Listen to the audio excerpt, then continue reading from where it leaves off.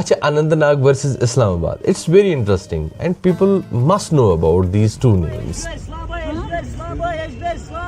अब जगह एक ही है, कोई इस्लामाबाद कहे या कोई Anantnag, it doesn't make a difference, क्योंकि सर अनंतनाग को इस्लामाबाद भी कहते हैं। I know.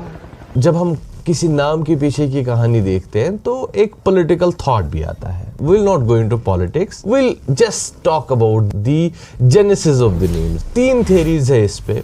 एक थ्योरी ये है जिसपे बहुत सारी बात हो चुकी है और आपने भी जाना होगा। It is a Sanskrit word, Anantnag.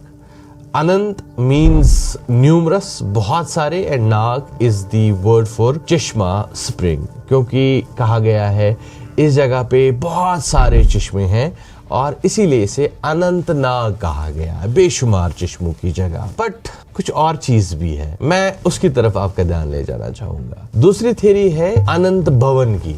एक राजा गुजरे हैं अनंता के नाम से, और इस अनंत बादशाह ने अनंत भवन नाम का एक महल वहां तामीर किया, और तामीर किया एक ऐसी जगह पर जहां पर चश्मा निकलता है, और उस चश्मे को आज भी अनंतनाग ही कहते हैं। And third theory is, which is very much interesting, is in each there is a place called इंचीडोरा। वो भी एक जबरदस्त स्टोरी है अनंतनाग के पीछे।